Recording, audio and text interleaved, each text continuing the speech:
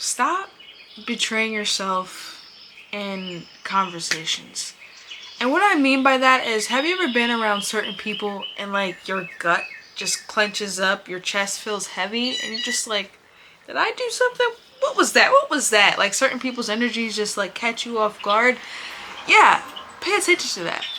And today I want to talk about like, just stop portraying yourself just to please other people or bend yourself backwards for other people. And I know that could be like a learning mechanism, a survival mechanism, or survival mode, you know, what we learned growing up. But I'm gonna I had cat TV on. Let me turn that off real quick. It's kind of distracting. It's like birds in my room. No, but what I was saying is, it's important to know who you are as a person. And I know that doesn't happen overnight, but once you get more in tune with who you are, these things are just so much more evident and easier to detect. Okay, let's just talk about it. Like, say for example, you have friends that hit you up and they're like, let's do this, let's go here, let's party, let's, I don't know, go to the bar or whatever. And deep down, you're like exhausted from work, exhausted from like the week. You're just like, I just want to lay down and breathe. But a part of you kind of feels guilty. It's just like, I don't know what to do. That's a warning. If you already feel like just even thinking about going out, you need to listen to that and honor yourself. Because if you deny that feeling or ignore that feeling just to go with friends because you feel guilty, you're just betraying yourself. You're teaching yourself that other people's needs matter before your needs. Subconsciously, you're teaching yourself that. And mind you, I was there. I was there.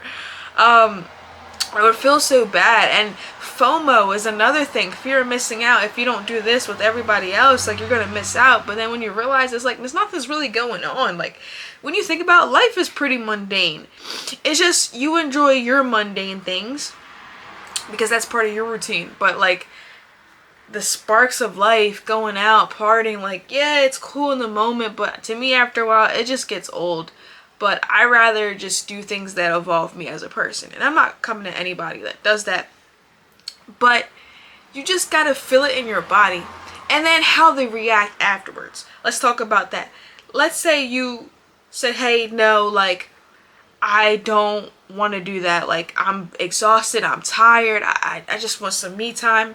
And then they get all upset and be like, well, you never come out.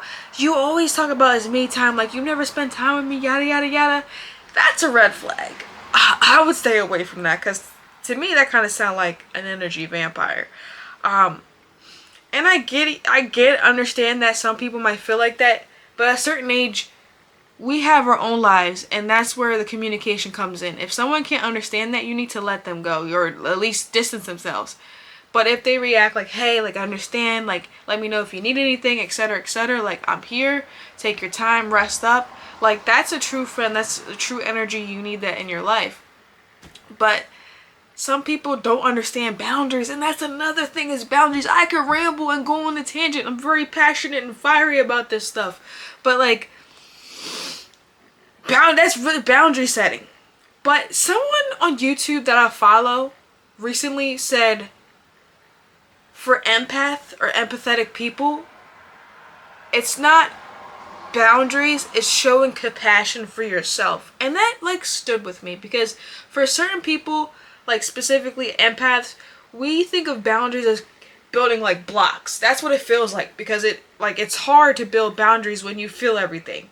But when you look at it as compassion for yourself, love for oneself, it makes it easier to set those boundaries in place for us. But like I said, I'm going on a tangent.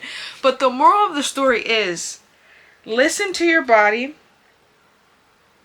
Listen to your body and understand how your body reacts around certain people and environments, and listen to it. This kind of goes back to my first video that I did about listen to your intuition.